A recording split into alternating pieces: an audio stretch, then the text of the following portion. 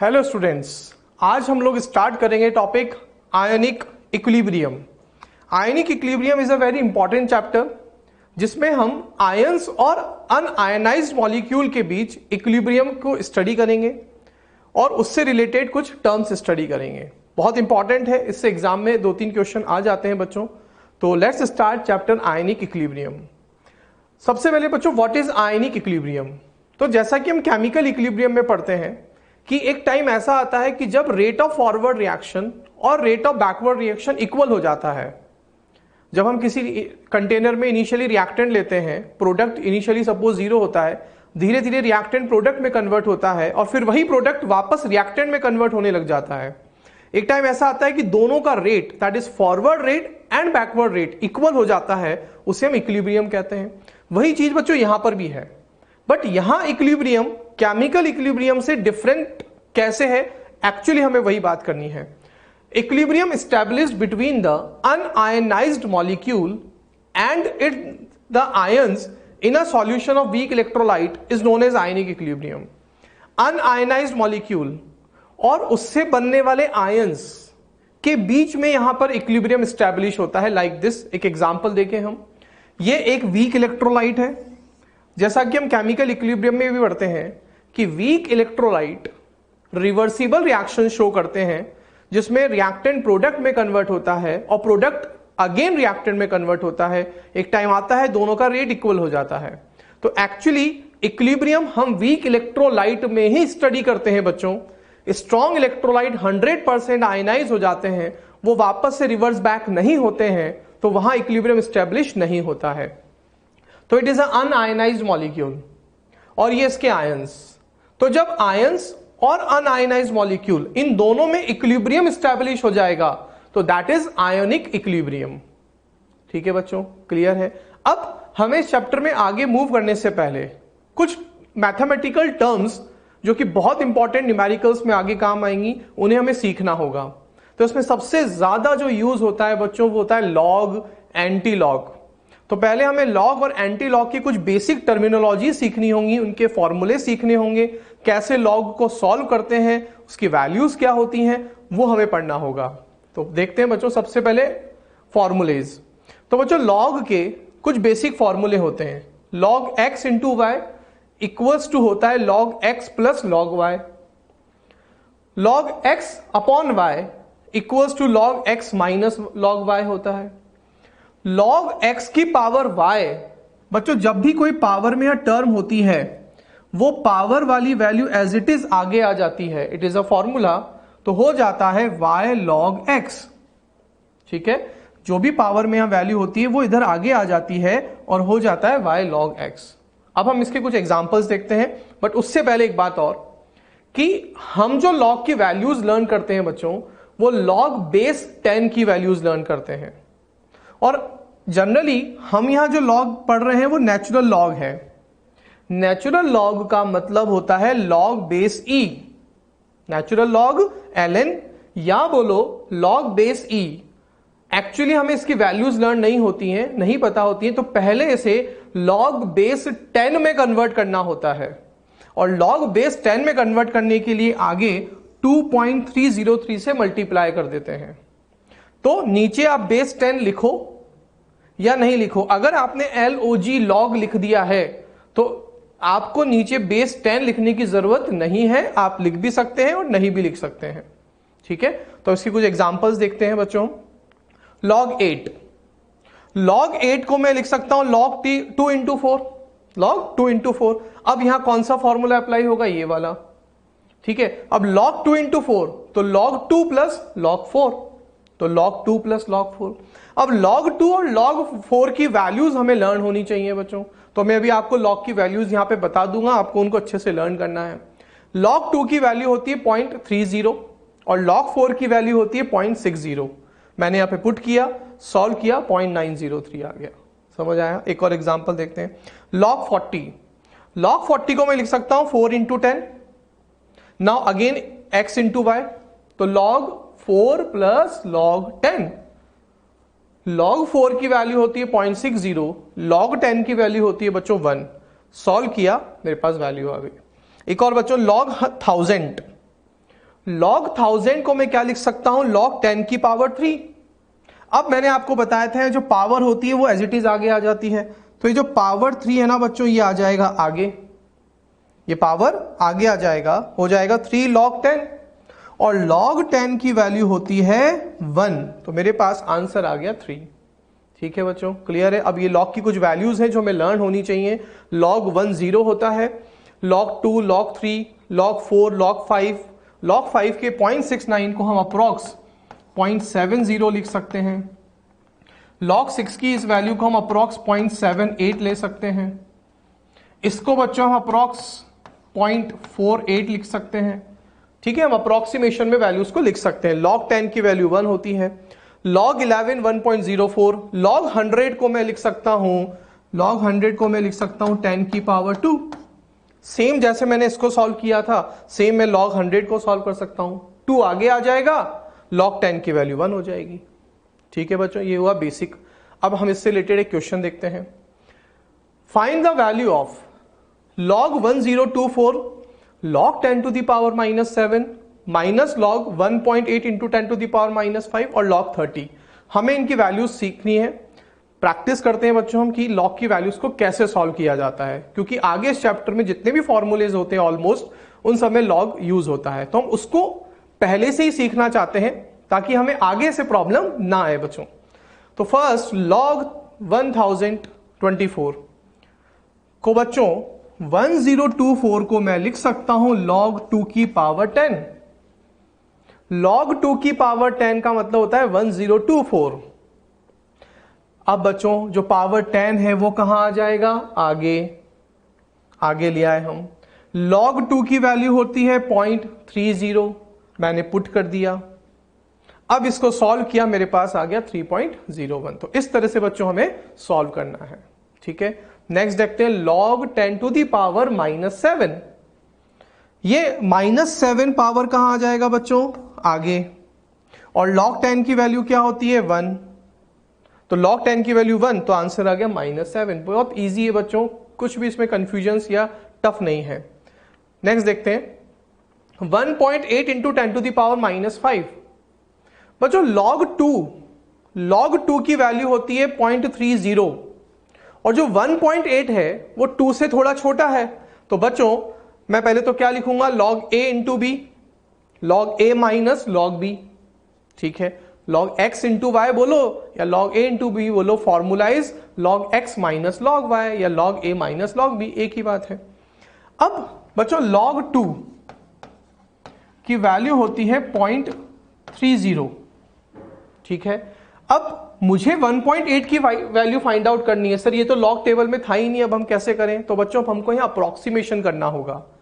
हमें log 2 की value पता है 0.30 होती है, तो ऑब्वियस सी बात है कि जो 1.8 है वो इस 2 से छोटा होगा। तो log 2 की वैल्यू 0.30 है, तो log 1.8 की वैल्यू ऑब्वियस सी बात है 2 से छोटा है 1.8, तो 0.30 से छोटी वैल्यू ले लो अप्रोक्सीमेटली। ऑप्शंस में ऐसा एक ही ऑप्शन होता है, इसलिए टेंशन की जरूरत नहीं है। तो 0.30 को मैं अप्रोक्सीमेटली लिख सकता हूं 0.26। आप 0.27 ले लो, 0.28 ले लो, कोई प्रॉब्लम नहीं है ना। आप अप्रोक्सीमेशन में कुछ भी वैल्यू ले सकते हो, 0.30 से छोटी वैल्यू हमें लेनी है। ठीक है, हमने पुट कर दिया, -5 आगे आ जाएगा, माइनस माइनस प्लस हो जाएगा, log 10 की वैल्यू 1 होती है। हम इसको सॉल्व करेंगे, हमारे पास 4.74 आ गया। समझ आया बच्चों? तो log 2 से छोटा 1.8, तो 0.30 से छोटी वैल्यू हमको यहां लेनी थी। नेक्स्ट सॉल्व करते हैं log 30। log 30 को लिख सकता हूं 3 into 10। Now again log x into y, log x plus log y। log 10 की वैल्यू 1, log 3 की वैल्यू 0.47, तो हो गया 1.4770। क्लियर है बच्चों? समझ में आई बात? ठीक है, ओके बच्चों। बात करते हैं हम next pH scale. What is pH scale? तो बच्चों मैंने कहा था इस चैप्टर में एक्चुअली लॉग बहुत यूज होगा, एंटी लॉग हमें सीखना होगा।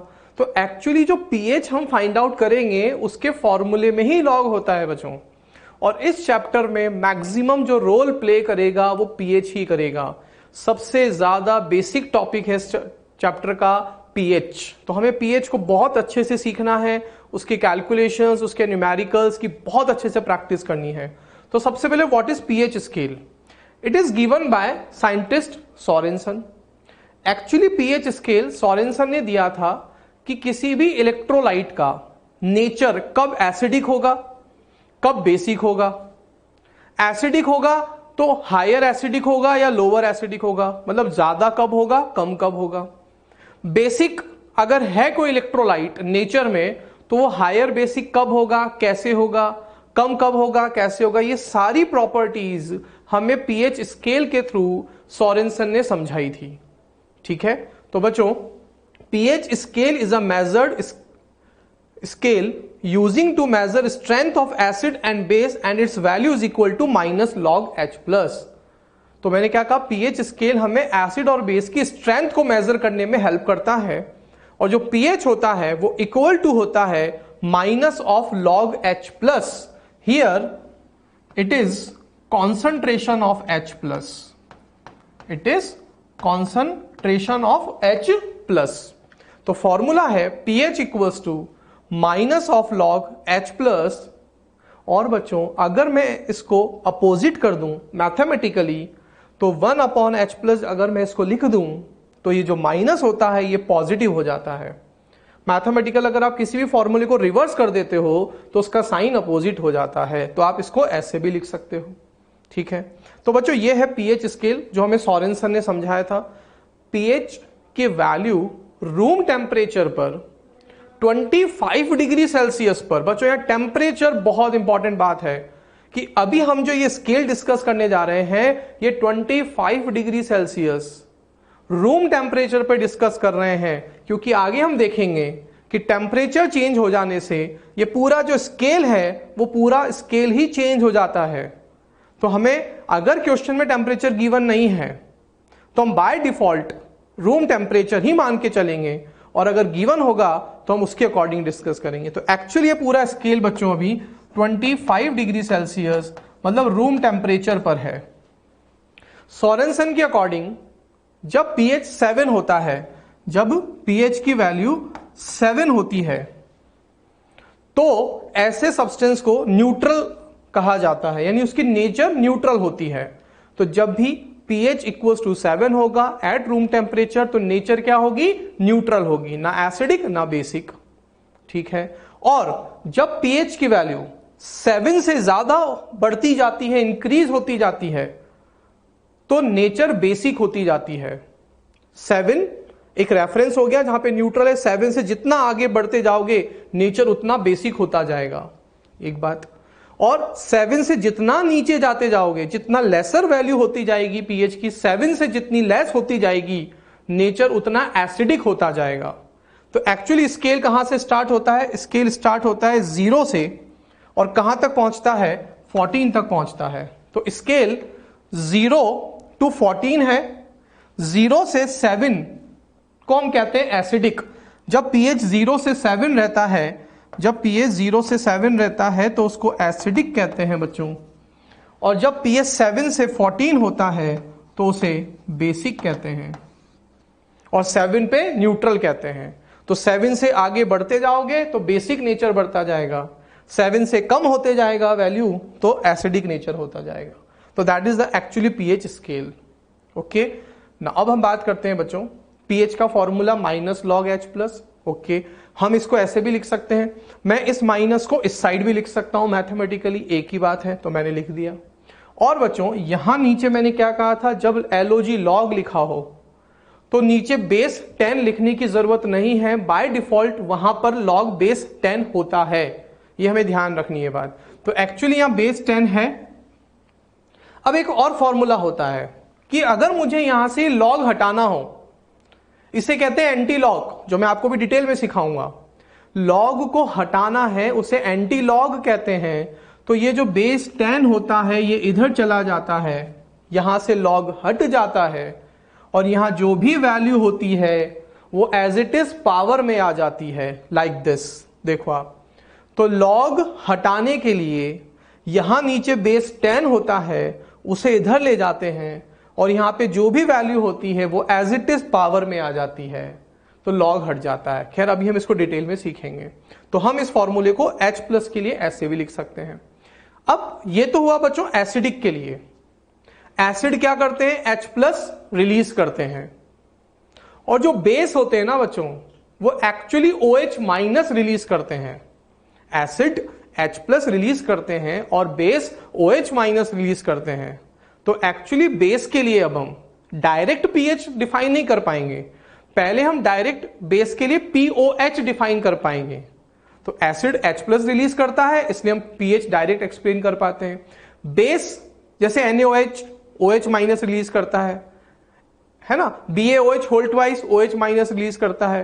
तो पहले हम उस OH- की कॉन्सेंट्रेशन से उसका POH फाइंड आउट करेंगे, और फिर उस POH से हम उसका pH फाइंड आउट करते हैं। तो ये एक रूल है, एक सिस्टमैटिक वे है बच्चों। देखो, तो बेस से हमें OH- मिलता है, तो उसके लिए अब हम pH की जगह पे क्या यूज करेंगे, पहले POH।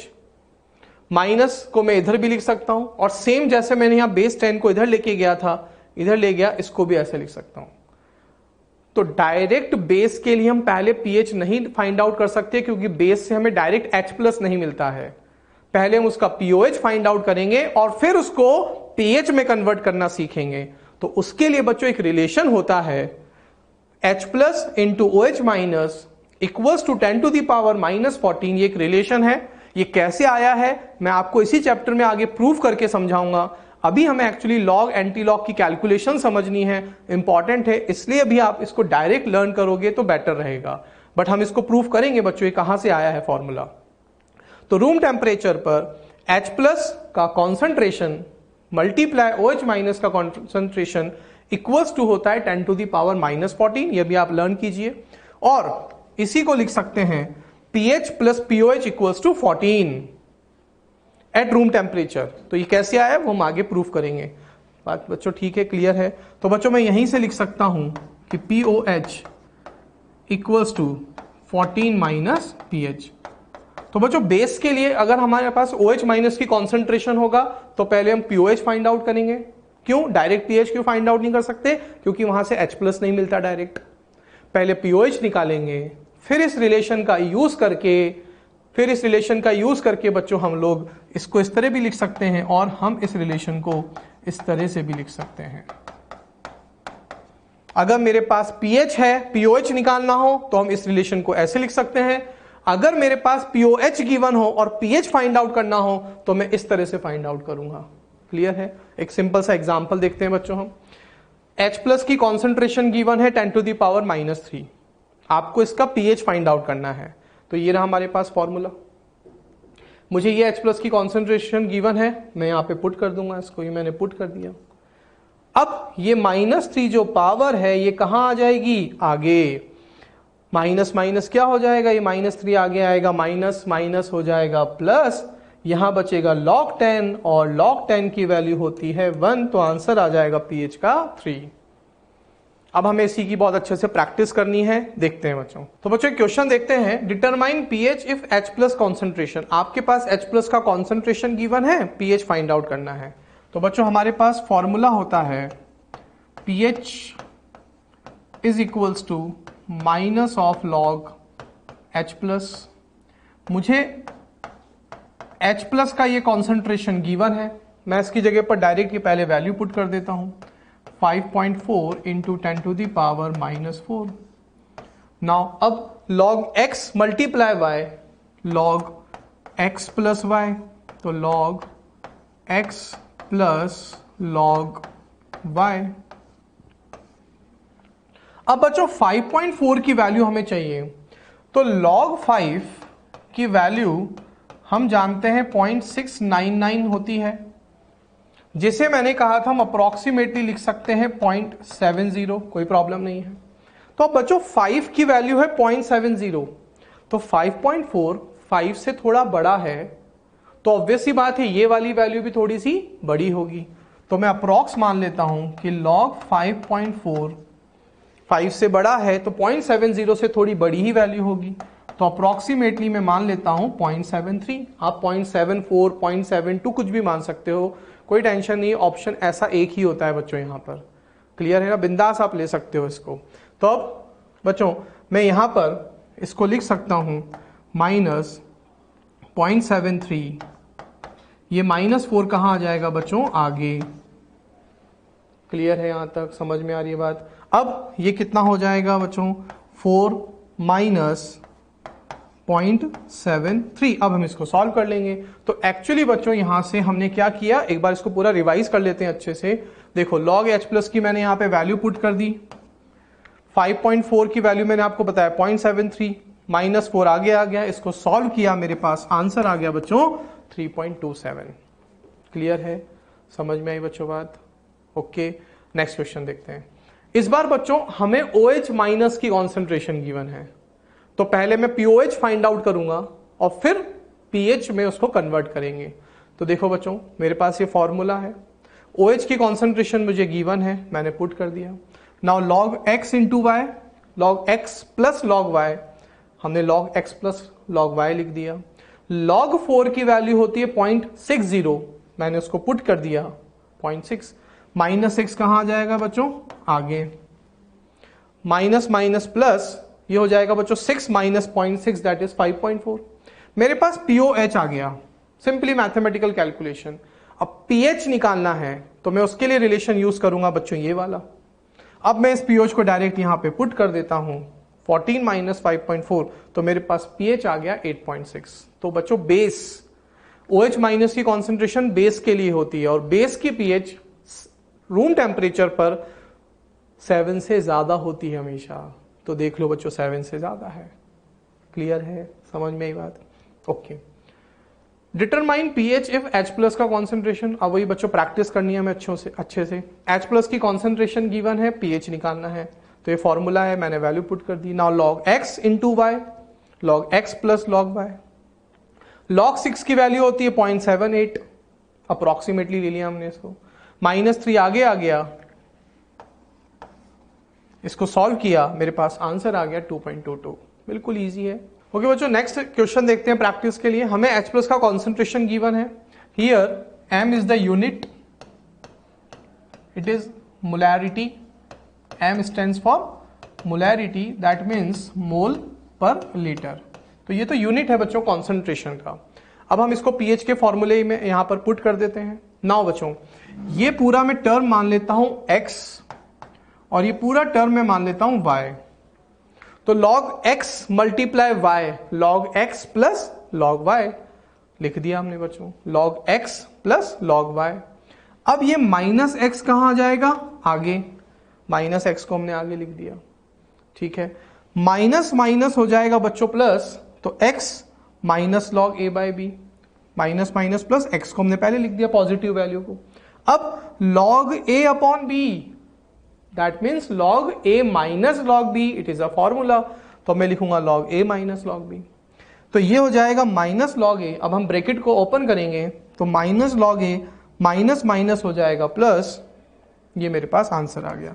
तो बच्चों इसमें हमको log के जो बेसिक फॉर्मूले थे वो पूरे यूज हो जाते हैं। ठीक है, नेक्स्ट बात करते हैं बच्चों एंटी लॉग। मैंने आपसे कहा था हम एंटी लॉग डिटेल में सीखेंगे क्योंकि pH के फॉर्मूले में एंटी लॉग की जरूरत पड़ती है। बच्चों log base 10n equals to x, ठीक है, मुझे यहां पर इस n की वैल्यू फाइंड आउट करनी है। तो यहां जो नीचे बेस 10 होता है उसको इधर ले जाते हैं और मैंने कहा था यहां पे जो भी वैल्यू होती है वो 10 की पावर में एज इट इज आ जाती है, देखो आप, और इसी को कहते हैं एंटी लॉग, कि आप लॉग हटा रहे हो, ये बेस 10 इधर जाता है, जो वैल्यू यहां होती है with sign as it is power में आ जाती है। ठीक है, तो इसके कुछ एग्जांपल्स देखते हैं बच्चों हम। log 2 इक्वल्स टू 0.3010 है, मुझे यहां से log रिमूव करना है, एंटी लॉग लेना है 2 का, तो कैसे लेंगे बच्चों, 2, ये बेस 10 जो है ये इधर आएगा और ये value as it is power में आ जाएगी और यहां से log हट जाएगा, तो 2 इक्वल्स टू हो गया 10 की पावर 0.3, सिंपल। ऐसे ही बच्चों log 3 इक्वल्स टू 0.4771, ये 10 जो है ये इधर आएगा, ये वैल्यू एज इट इज कहां आएगी, पावर में आ जाएगी। तो इसी तरह से बच्चों में एंटी लॉग लेना है। log 4 10 पावर में 0.6 आ गया, 10 की पावर में आ जाएगा अप्रॉक्स, इसको हम 0.7 ले सकते हैं, तो हमने अप्रॉक्सीमेटली 0.7 ले लिया। log 6 इसमें भी बच्चों बेस 10 इधर आएगा, ये value as it is power में आ जाएगी, log हट जाएगा। ऐसी log 7 में हम करेंगे, ऐसी बच्चों log 8 में हम करेंगे, ठीक है। इस तरह से log 9 में हो जाएगा, log 10। सब में बच्चों हम क्या कर रहे हैं, यहां से जो बेस 10 है इसको इधर ले जा रहे हैं, ये जो वैल्यू है ये एज इट इज पावर में आ जाती है, log हट जाता है, इसे एंटी लॉग कहते हैं। तो ये तो बहुत ईजी सा हो गया बच्चों। और देखते हैं log 1 की वैल्यू 0 होती है, इस 10 को इधर ले जाएंगे तो 10 की पावर हो जाएगा 0, और 10 की पावर 0, किसी की भी पावर 0 इक्वल्स टू 1 होता है, ठीक है। log 10 इक्वल्स टू 1, इस 10 को इधर ले जाएंगे तो मैं लिख दूंगा उसको 10 की पावर 1, ठीक है। और 10 की पावर 1 इक्वल्स टू 10 हो रहा है, सही बात है।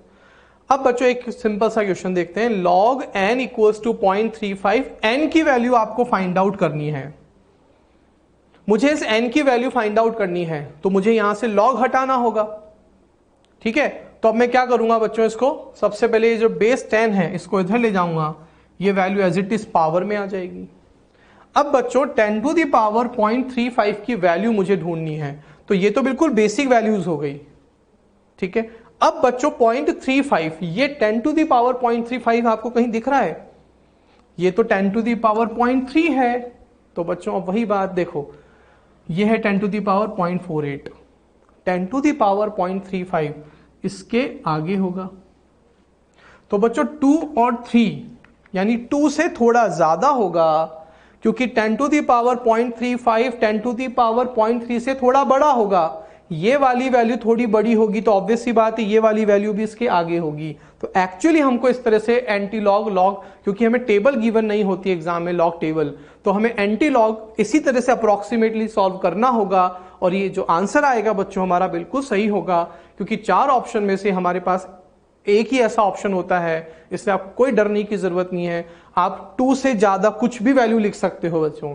तो जैसे मैंने लिख दिया सपोज 2.3, अप्रोक्सीमेटली का साइन इसलिए लगा दिया क्योंकि हम अप्रोक्सीमेशन में कर रहे हैं। अब आप 2.4 भी लिख सकते हो, 2.2 भी लिख सकते हो, कोई दिक्कत नहीं है। क्लियर है? क्यों लिखा? क्योंकि 2 से थोड़ा ज्यादा होगा, क्योंकि जो 10 टू दी पावर 0.35 है वो इससे थोड़ा ज्यादा होगा, ठीक है। तो ये मेरे पास n की वैल्यू आ गई बच्चों। ओके, क्लियर है? समझ में आई बच्चों बात? ठीक है, देखते हैं और determine the value of x in the following. अब हम एंटी लॉग सीखते हैं बच्चों। 10 to the power 0.66 equals to x, मुझे यहां पे इस x की वैल्यू फाइंड आउट करनी है, ठीक है। देखते हैं तो बच्चों 10 टू दी पावर 0.66, सबसे पहले तो मुझे ये बताओ आप कि 10 टू दी पावर 0.60 हमने पढ़ा था क्या? बिल्कुल हमने पढ़ा था 4, ये किसके इक्वल होता है? 4। आप तो बच्चों ऐसे याद रखो, लॉग की वैल्यूज याद रखो, बस ये वैल्यू ध्यान रखो बस आप तो, कि ये वैल्यू किस लॉग की होती है। ये वैल्यू log 4 की होती है ना, log 4 इक्वल्स टू 0.60 होता है। तो आप डायरेक्ट इसकी जगह यहां क्या लिख दो? 4 लिख दो बस। एंटी लॉग है क्योंकि 10 टू दी पावर है, 10 टू दी पावर जब भी पॉइंट्स में वैल्यू हो मतलब वो एंटी लॉग है, फिर आपको लॉग नहीं लिखना, आप सीधा बस 4 लिख दो। अब 0.66 जो है वो ऑब्वियस सी बात है 0.60 से थोड़ा ज्यादा है, तो जब 0.60 से थोड़ा ज्यादा है तो ये वाली वैल्यू भी थोड़ी सी ज्यादा होगी, तो 4 से थोड़ी ज्यादा वैल्यू लिख दो आप। मैंने अप्रोक्सीमेटली लिख दिया 4.6। समझ में आई बच्चों बात? नेक्स्ट देखते हैं 10 टू दी पावर 2.3। अब बच्चों इसको कैसे सॉल्व करना है आप अच्छे से सीखिएगा। 10 टू दी पावर 2.3 को मैं इस तरह से लिख सकता हूं क्या? बिल्कुल लिख सकता हूं, क्योंकि आप इन दोनों को वापस से ऐड करो, पावर्स ऐड हो जाती हैं। तो 10 टू दी पावर 2.3 को मैं लिख सकता हूं 10 to the power 2 into 10 to the power 0.3, क्योंकि मल्टीप्लाई में पावर्स ऐड हो जाती हैं। अगर आप यहां से वापस से 10 हटाओगे तो ये पावर ऐड हो जाएंगी और हमें वापस मिल जाएगा 10 टू दी पावर 2.3।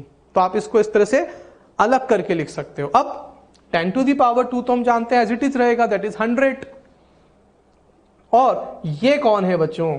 बस आप, मैंने क्या कहा, आप सिर्फ इतना याद रखो, ये जो 0.3 है ये log 2 की वैल्यू होती है। log 2 इक्वल्स टू 0.3010 होता है। बस आपको log नहीं है लगाना है यहाँ पे, क्योंकि एंटी लॉग है, तो सीधा आप 2 लिख दो, बस डायरेक्ट आंसर आ गया, ठीक है। और देखते हैं 6.85। 6.85 को मैं अलग करके कैसे लिख सकता हूं? 10 to the power 6 into 10 to the power 0.85, क्योंकि जब आप वापस ऐड करोगे तो आपको मिल जाएगा 10 टू दी पावर 6 तो अपने आप हमें समझ आ रहा है कि 6 टाइम्स 0 है, ठीक है।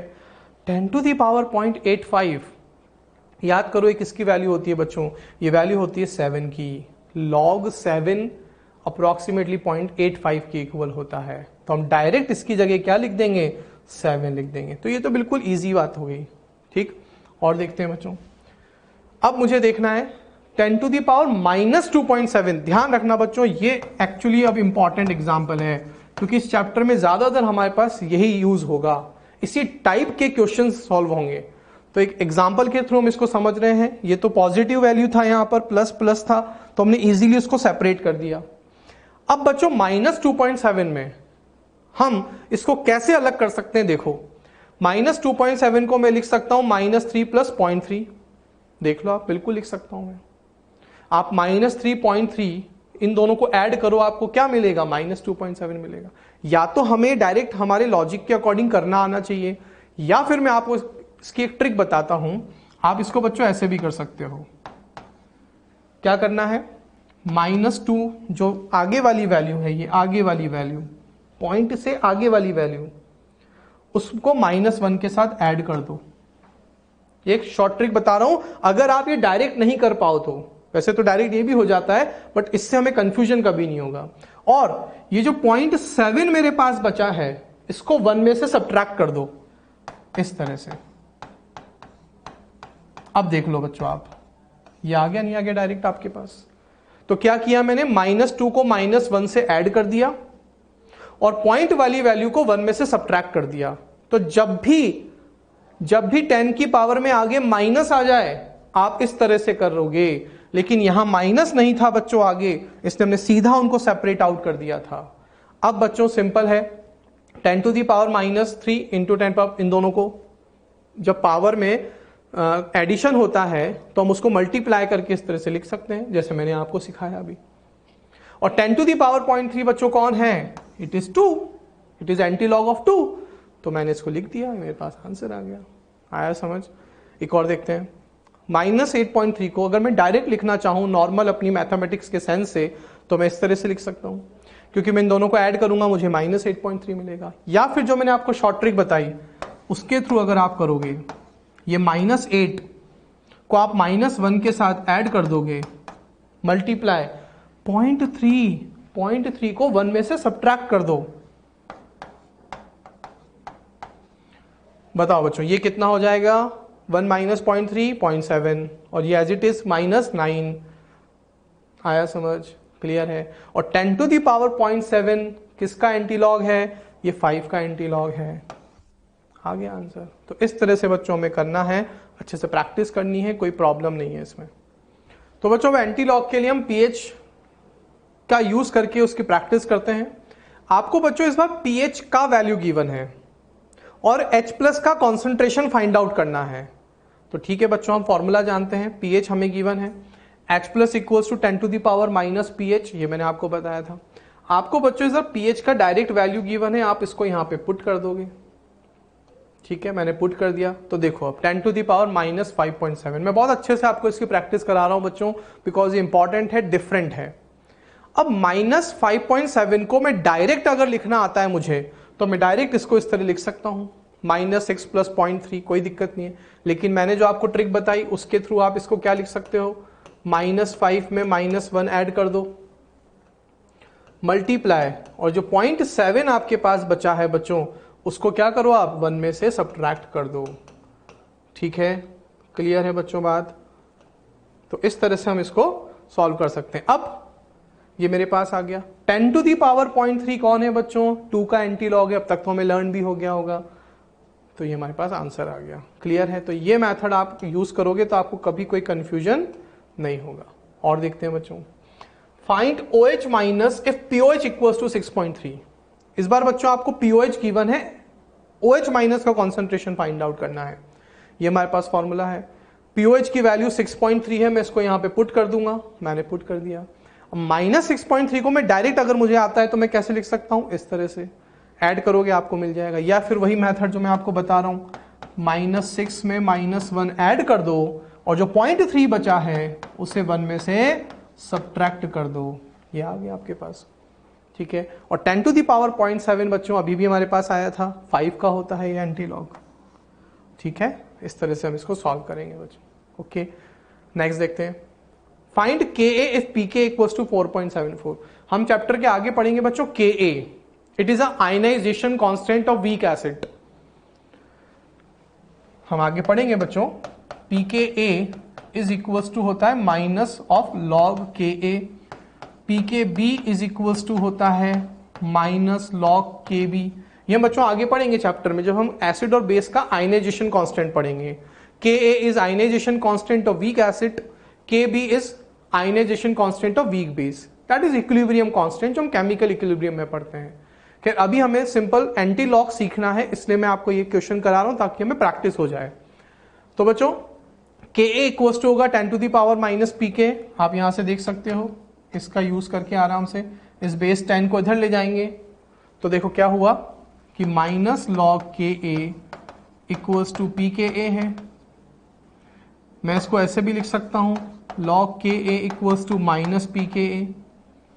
अब यहां पर बेस कौन है 10, इसको इधर ले गया है, तो मैंने क्या कहा था जो भी वैल्यू यहां पर एज इट इज होती है वो पावर में आ जाती है, तो 10 to the power minus Pka, ठीक है। तो अब मेरे पास माइनस Pka की वैल्यू गिवन है 4.74, और वैसे मैंने आपको 1 से सब्ट्रैक्ट करके सिखाया, वैसे भी कर सकते हैं।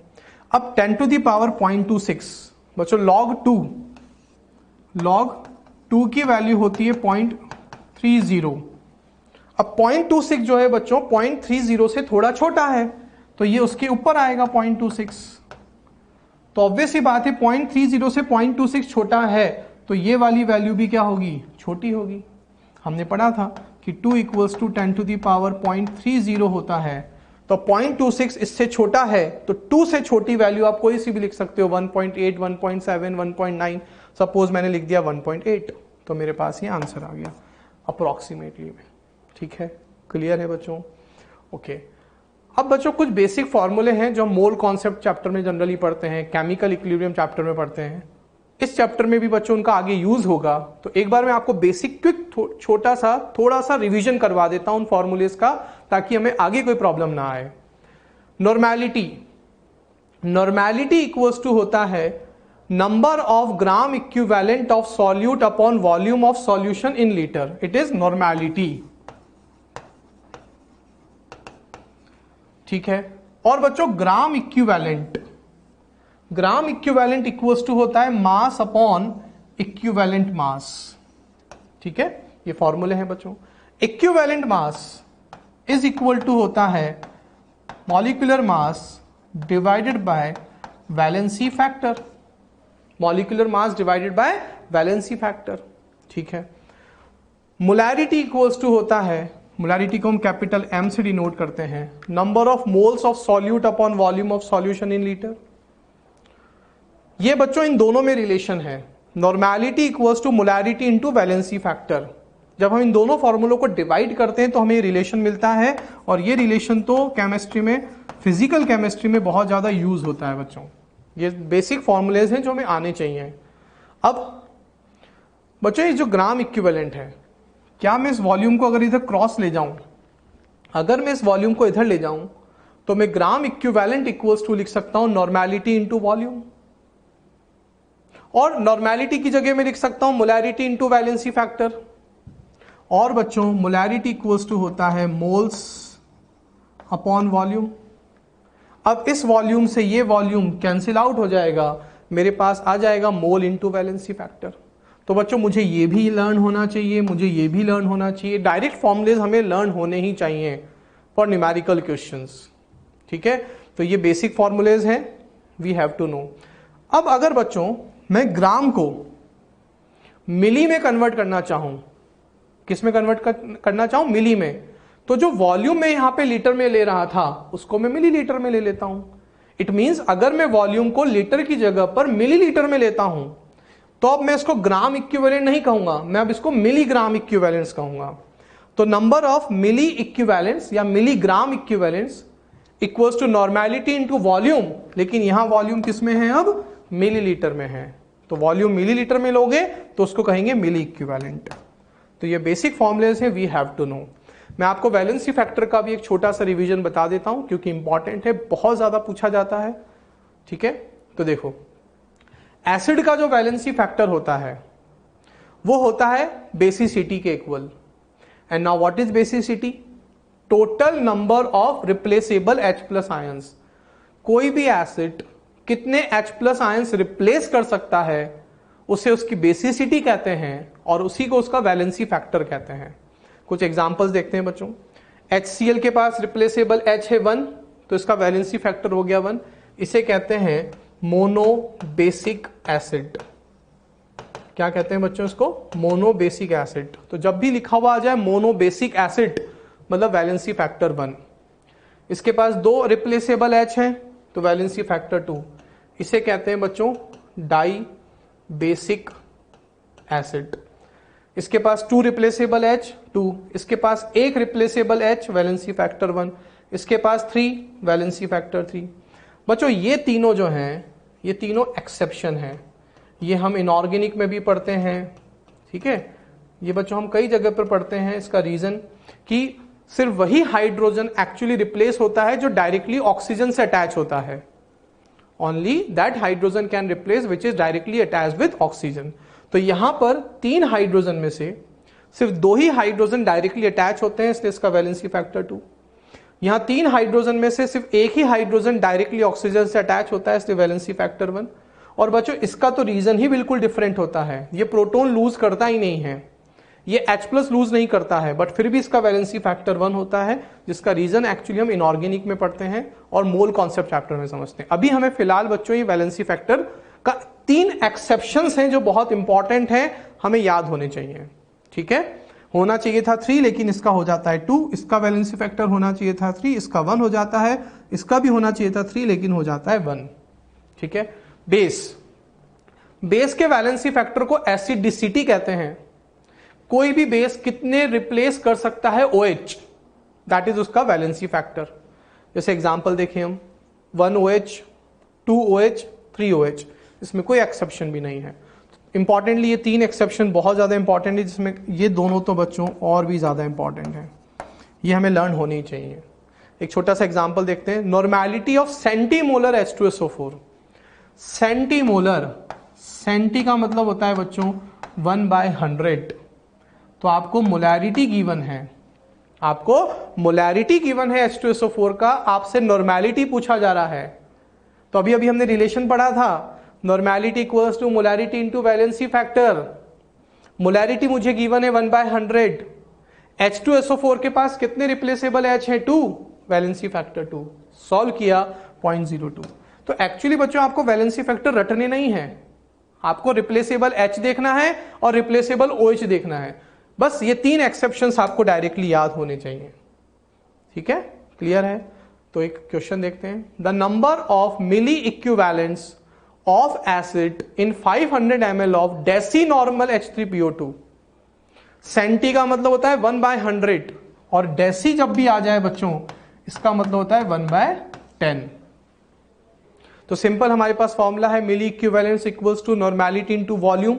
मिली इक्विवेलेंस पूछा है इसलिए वॉल्यूम ml में रखना है, ml में मुझे वॉल्यूम गिवन है, नॉर्मेलिटी मुझे डायरेक्टली गिवन है 1/10। पुट कर दिया, सॉल्व किया, मेरे पास मिली इक्विवेलेंस आ गए 50। समझ आया बच्चों? इजी क्वेश्चन है, कोई प्रॉब्लम नहीं है इसमें। नेक्स्ट देखते हैं। If the molar concentration of PbI2 is mole per litre, the concentration of iodide ions in gram ion per litre. बच्चों ग्राम आयन पर लीटर, कभी भी कहीं लिखा हुआ आ जाए ग्राम आयन, ग्राम मोल, ग्राम इलेक्ट्रॉन, ग्राम एटम, तो एक्चुअली बच्चों इन सब का मतलब होता है मोल। ये हमें याद होना चाहिए कि gram ion, gram electron, gram atom, gram molecule जब भी लिखा हुआ आ जाए एक्चुअली उसका मतलब मोल ही होता है। ये मोल को रिप्रेजेंट करने का एक मेथड है। ठीक है, तो बच्चों PbI2 इस तरह से आयनाइज होगा।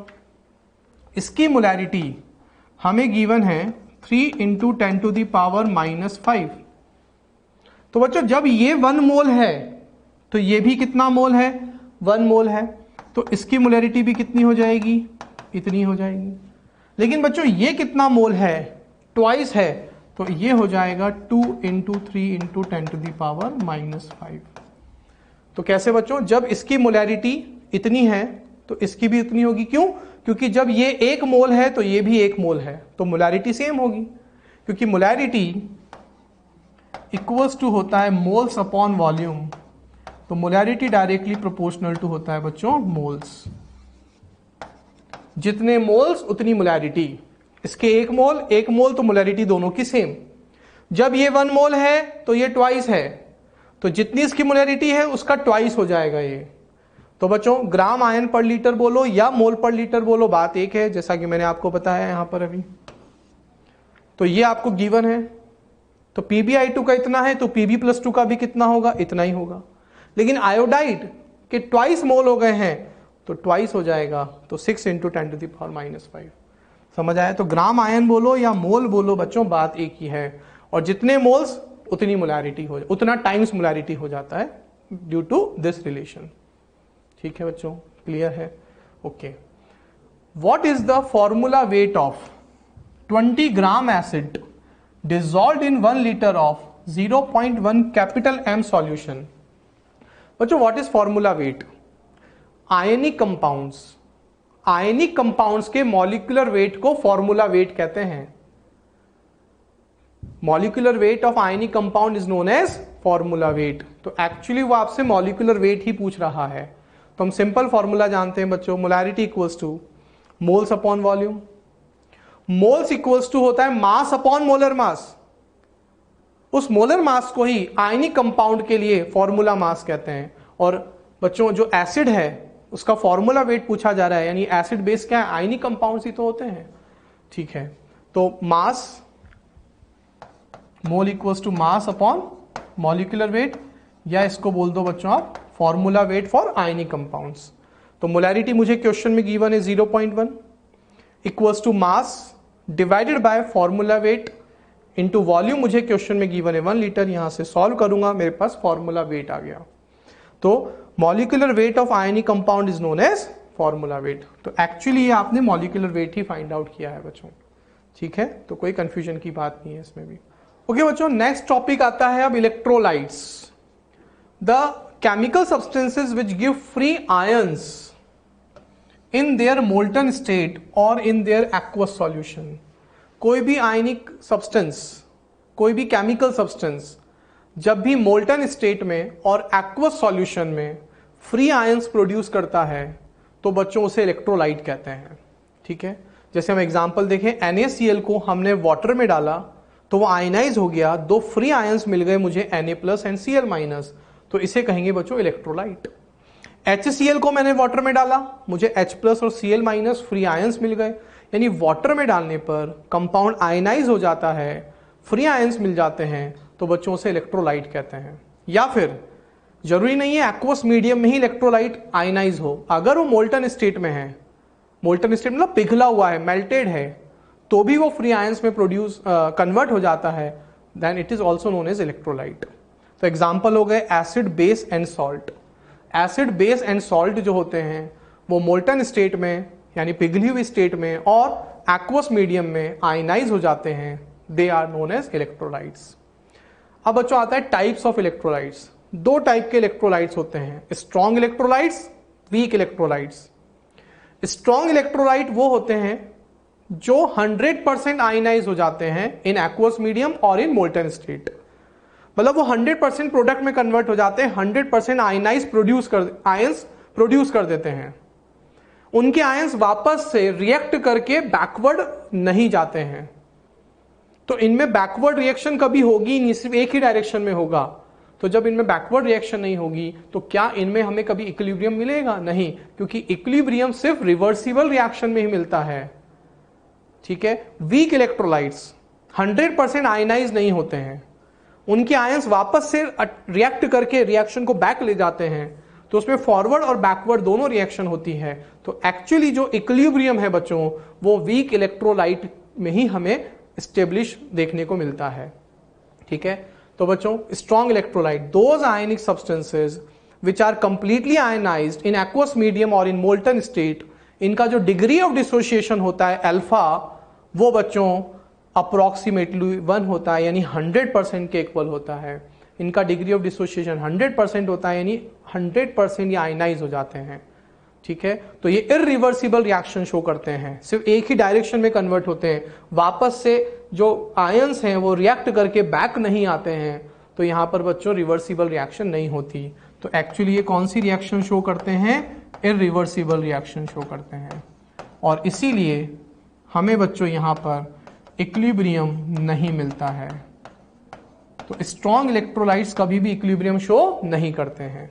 अब कुछ एग्जांपल्स हैं, strong acid, strong bases and all salts. जितने भी सॉल्ट्स होते हैं वो सब स्ट्रॉन्ग इलेक्ट्रोलाइट्स होते हैं।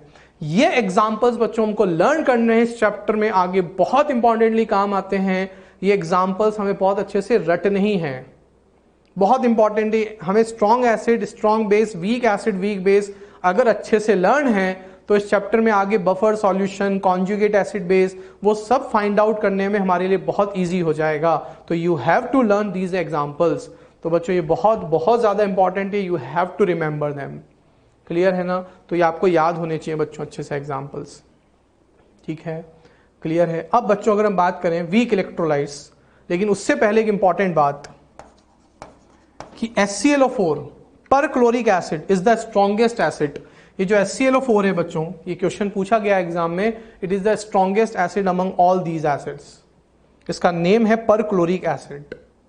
ठीक, वीक इलेक्ट्रोलाइट्स, जैसा कि मैंने कहा वीक इलेक्ट्रोलाइट्स 100% आयनाइज नहीं होते हैं। उनके आयंस वापस से रिएक्ट करके बैकवर्ड रिएक्शन को ले आते हैं। उनका अल्फा 1 से बहुत कम होता है, डिग्री ऑफ डिसोसिएशन उनका 1 से बहुत कम होता है। तो एक्चुअली इक्विलिब्रियम बच्चों वीक इलेक्ट्रोलाइट्स ही शो करते हैं, क्योंकि ये रिवर्सिबल रिएक्शन शो करते हैं। और रिवर्सिबल रिएक्शन में इक्विलिब्रियम तो मिलता ही मिलता है। ठीक है, ओके। अब इसके एग्जांपल्स की बात करें बच्चों, तो वीक एसिड्स, वीक बेसिस बहुत इंपॉर्टेंट है, बिकॉज आयनिक इक्विलिब्रियम हम पढ़ रहे हैं और इक्विलिब्रियम इन्हीं की प्रॉपर्टी होती है। तो we have to know all these examples, we have to remember them. तो ये हमें याद होने ही चाहिए बच्चों, बिकॉज ये बहुत ज्यादा इंपॉर्टेंट है।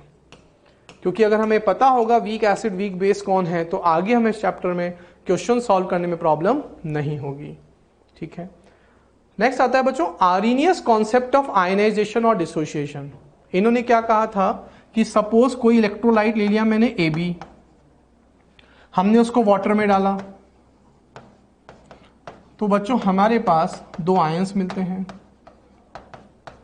अभी हमने यही कहा था ना बच्चों कि इलेक्ट्रोलाइट को जब हम एक्वस मीडियम में डालते हैं तो वो आयनाइज हो जाता है। तो आर्रीनियस भी वही कह रहे हैं कि वाटर में डाला, एक आयनी कंपाउंड है, स्ट्रॉन्ग इलेक्ट्रोलाइट या वीक इलेक्ट्रोलाइट कोई भी हो, है ना। अभी सपोज हमने एक इलेक्ट्रोलाइट ले लिया सिंपल, वो आयनाइज हो गया। अब ये क्या कह रहे हैं बच्चों कि जो कैटायन है, कौन कैटायन है, वो इलेक्ट्रिक फील्ड में कैथोड की तरफ मूव करता है, और जो एनायन है वो इलेक्ट्रिक फील्ड में एनोड की तरफ मूव करता है। ठीक है, ये बात हम जानते हैं बच्चों, कैटायन कैथोड की तरफ मूव करता है और एनायन एनोड की तरफ मूव करता है। Properties of an electrolytic solution are defined by its ions. Arrhenius ने कहा कि किसी भी इलेक्ट्रोलाइट की प्रॉपर्टी उसके आयंस के थ्रू ही जस्टिफाई की जाती है, एक्सप्लेन की जाती है। तो जैसे कि अगर मैं बोलूं blue colour of copper sulphate aqueous solution is due to Cu+2 ion dark blue colour. जैसे बच्चों में बोलूं आपसे एनहाइड्रस कॉपर सल्फेट का कलर क्या होगा, तो बच्चों एक बात ध्यान रखना, कोई भी इलेक्ट्रोलाइट अगर एनहाइड्रस स्टेट में है, एनहाइड्रस मतलब उसमें वाटर नहीं है, तो वो आयनाइज नहीं होगा। और जब आयनाइज नहीं होगा, आयंस नहीं मिलेंगे, और जब आयंस नहीं मिलेंगे तो कलर भी नहीं मिलेगा, क्योंकि जो कलर होता है वो एक्चुअली आयंस की वजह से होता है। तो यहां पे हमें कलर नहीं मिलेगा बच्चों। लेकिन अगर मैं इसी को कॉपर सल्फेट को एक्वस ले लेता हूं तो ये आयनाइज हो जाएगा बच्चों, और अब इसका जो कलर होता है Cu+2 का जो कलर होता है वो ब्लू होता है। तो अब हमें पूरा सॉल्यूशन ब्लू कलर का दिखाई देगा। तो बच्चों कॉपर सल्फेट का ब्लू कलर एक्चुअली किसकी वजह से, उसके आयन की वजह से है। तो आयंस जो होते हैं वही कलर शो करते हैं, एनहाइड्रस अगर है तो वो कलर शो नहीं करेगा क्योंकि वहां आयंस ही नहीं मिलेंगे हमें, है ना। तो ये बहुत इंपॉर्टेंट प्रॉपर्टी हो गई एक। नेक्स्ट बात करते हैं बच्चों ऑस्टवाल्ड डाइल्यूशन लॉ, बहुत इंपॉर्टेंट आ गया अब। Ostwald dilution law is applicable only for weak electrolyte. Weak electrolyte में रिवर्सिबल रिएक्शन होता है और उसी में हमको इक्विलिब्रियम मिलेगा, तो उसी के लिए एक नया लॉ आता है, that is Ostwald dilution law. According to Ostwald dilution law, when solution of a weak electrolyte is diluted, diluted का मतलब क्या होता है बच्चों? डाइल्यूटेड का मतलब होता है कि मेरे पास एक सॉल्यूशन है पहले से, मैं उसमें बाहर से सॉल्वेंट ऐड करता जा रहा हूं, सॉल्वेंट ऐड करता जा रहा हूं, तो addition of solvent is known as dilution. क्या बच्चों? Addition of solvent is known as dilution. Addition of solvent is known as dilution. तो आप सॉल्यूशन में सॉल्वेंट ऐड करते जा रहे हो, मतलब आप उसका टोटल वॉल्यूम इंक्रीज करते जा रहे हो। आप सॉल्वेंट ऐड करते जाओगे, सपोज आप वाटर ऐड करते जा रहे हो, water is a universal solvent, आप वाटर ऐड करते जा रहे हो, तो टोटल वॉल्यूम जो है सॉल्यूशन का वो इंक्रीज होता जा रहा है। तो ऑस्टवाल्ड ये कह रहे हैं कि अगर आप डाइल्यूशन करते जा रहे हो, the degree of ionisation of weak electrolyte is increased. ये बात बच्चों हम केमिकल इक्विलिब्रियम में ही पढ़ते हैं कि जब हम किसी सॉल्यूशन में वाटर डालते जाएंगे, उसको डाइल्यूट करते जाएंगे, तो उसका आयनाइजेशन जो है बढ़ता जाएगा, उसके आयंस हमें इजीली मिलते जाएंगे। ये बात बच्चों ये मैथमेटिकली अभी हमको प्रूफ करके बताएंगे ऑस्टवाल्ड डाइल्यूशन लॉ के अकॉर्डिंग। तो सपोज ये एक इलेक्ट्रोलाइट है, वीक रिवर्सिबल रिएक्शन शो करेगा, आयनाइज हो गया। मान लेते हैं कि इसका इनिशियल कॉन्सेंट्रेशन C है, इनिशियली आयंस अभी हमको मिले नहीं है, इनिशियल जस्ट हमने कंटेनर में सॉल्यूशन को लिया है अभी। अब कुछ देर बाद इसमें से कुछ डिसोशिएट होगा और वो कहां जाएगा? आयंस में जाएगा। तो मान लेते हैं इसमें से X कॉन्सेंट्रेशन डिसोशिएट हो रही है, जितना ये डिसोशिएट होगा उतना ही ये फॉर्म होगा। अब एक होता है बच्चों अल्फा, अल्फा इक्वल्स टू होता है dissociated concentration divided by initial concentration. तो यहां से मेरे पास x इक्वल्स टू आ गया C alpha, here x is dissociated concentration. Alpha degree of dissociation equals to होता है dissociated concentration divided by initial concentration. तो x इक्वल्स टू आ गया C अल्फा, मैं यहां पे C अल्फा पुट कर दूंगा, ठीक है। अब इक्विलिब्रियम कांस्टेंट जो हम केमिकल इक्विलिब्रियम में पढ़ते हैं, according to law of mass action जो हम पढ़ते हैं, लॉ ऑफ मास एक्शन जो हम केमिकल इक्विलिब्रियम में पढ़ते हैं, उसके अकॉर्डिंग अगर मैं इसका इक्विलिब्रियम कांस्टेंट निकालता हूं इलेक्ट्रोलाइट का, अब बच्चों यहां पर इलेक्ट्रोलाइट के इक्विलिब्रियम कांस्टेंट को ही आयनाइजेशन कांस्टेंट कहते हैं।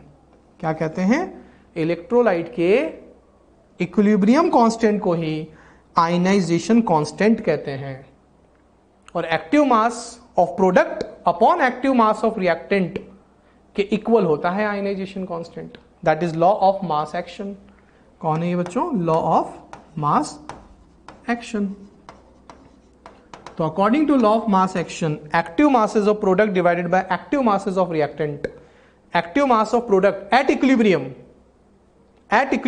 Active mass of product divided by active mass of reactant, ये मेरे पास यहां से फॉर्मूला आया बच्चों। क्लियर है? समझ में आई? अब वीक इलेक्ट्रोलाइट बच्चों, हम वीक इलेक्ट्रोलाइट के लिए पढ़ रहे हैं क्योंकि रिवर्सिबल उसी में होता है, इक्विलिब्रियम उसी में मिलेगा। तो ऑस्टवाल्ड डाइल्यूशन लॉ सिर्फ वीक इलेक्ट्रोलाइट के लिए है और इक्विलिब्रियम कांस्टेंट सिर्फ हम उसी के लिए लिख सकते हैं।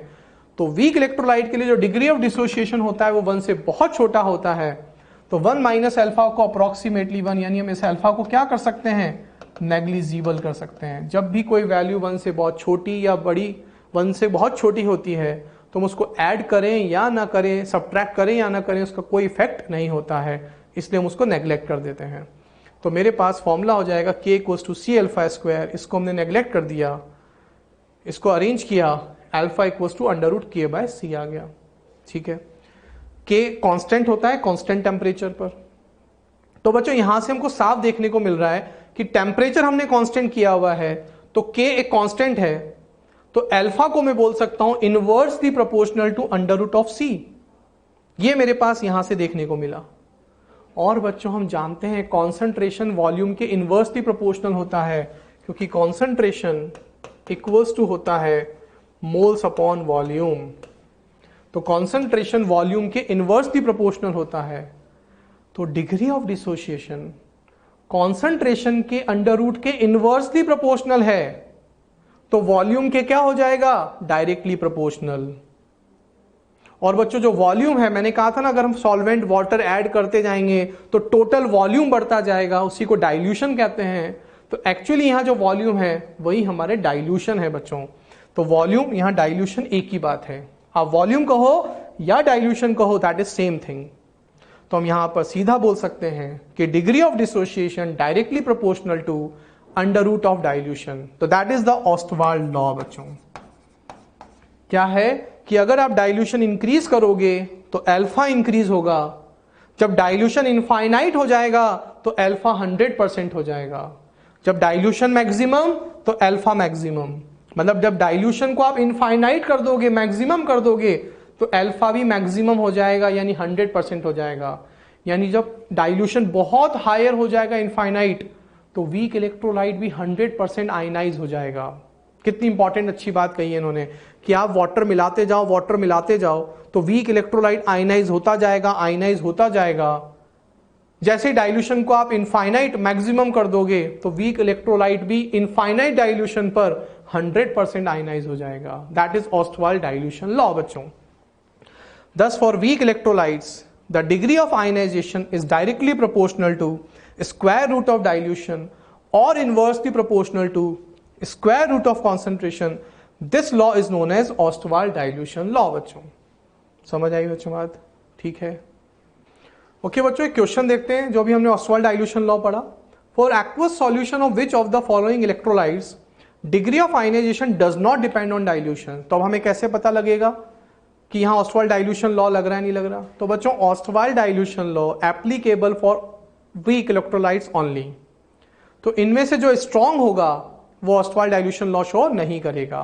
तो बच्चों it is a weak acid, it is a weak acid. ये मैंने आपको बच्चों बताया था ना, एग्जांपल्स हमें लर्न करने हैं वीक एसिड, वीक बेस के। It is a strong acid and it is a strong base. तो ये बच्चों हमें याद होने चाहिए एग्जांपल्स, ये एग्जांपल्स हमें लर्न होने चाहिए। तो अब strong electrolyte Ostwald dilution law show नहीं करेगा, मतलब उसमें डिग्री ऑफ डिसोसिएशन डाइल्यूशन यानी वॉल्यूम पे डिपेंड नहीं करेगा। तो यानी आंसर हो जाएगा 3 और 4। For strong electrolyte alpha does not depend on dilution. ये वीक है, ये वीक है, ये दोनों स्ट्रॉन्ग हैं, ये दोनों स्ट्रॉन्ग इलेक्ट्रोलाइट हैं। तो आंसर हो गया बच्चों 3 और 4। समझ आई बच्चों बात? ठीक है, एक क्वेश्चन देखते हैं। Find the volume of water added to 300 ml 0.2 m CH3COH solution so that degree of ionization becomes double. ठीक है बच्चों, पहले कॉन्सेंट्रेशन इतना था तो डिग्री ऑफ डिसोसिएशन अल्फा 1 था। अब क्वेश्चन क्या कह रहा है कि डिग्री ऑफ डिसोसिएशन इनिशियल का डबल हो गया है। Degree of dissociation ionization initial का डबल हो गया है। तो आपसे पूछ रहा है बच्चों कि उसका जो वॉल्यूम है, जो आप वाटर ऐड कर रहे हो, उसका वॉल्यूम क्या हो जाएगा? तो करते हैं बच्चों, वीक इलेक्ट्रोलाइट है ये, acetic acid is a weak electrolyte, तो हम इसमें ऑस्टवाल्ड डाइल्यूशन लॉ बहुत इजीली अप्लाई कर सकते हैं। ठीक है, ये हमने पढ़ा था। अब यहां से हम देख सकते हैं कि alpha 1 upon alpha 2 equals to C2 upon C1 because inversely proportional है। वॉल्यूम के डायरेक्टली प्रोपोर्शनल है तो हम लिख सकते हैं V1 अपॉन V2। V1 मुझे क्वेश्चन में गिवन है 300, V2 मुझे नहीं पता है। यहां पे V2 कौन है बच्चों? Here V2 is volume of solution. तो एक्चुअली हो क्या रहा है, मेरे पास पहले V1 था, मैंने इसमें वाटर ऐड किया, तो नाउ इट बिकम्स V2। तो एक्चुअली V2 इक्वल्स टू हो गया बच्चों V1 प्लस VH2। क्या बच्चों, पहले से मेरे पास एक कंटेनर था, उसमें एसिटिक एसिड का कुछ वॉल्यूम था, दैट इज V1। आपने उसमें वाटर ऐड किया तो टोटल वॉल्यूम सॉल्यूशन का बढ़ गया। तो नाउ टोटल वॉल्यूम जो है सॉल्यूशन का वो क्या हो गया, V1 प्लस VH2O। और आपसे बच्चों क्वेश्चन में उसने यही पूछा है, ठीक है। तो अब यहां से हमने V2 अल्फा 2 हमें क्वेश्चन में गिवन है, डिग्री ऑफ डिसोसिएशन डबल हो जाएगा। तो यहां से मेरे पास V2 आ गया बच्चों, मैंने सॉल्व किया, V2 आ गया, मेरे पास V2 आ गया है। टोटल सॉल्यूशन का volume after addition of water, total volume मेरे पास आ गया है। इनिशियल वॉल्यूम क्या था वो मुझे पहले से पता है, तो यहां से मेरे पास वाटर का वॉल्यूम आ जाएगा बच्चों V2 minus V1 that is 900 ml। समझ आया बच्चों, क्लियर है, ओके।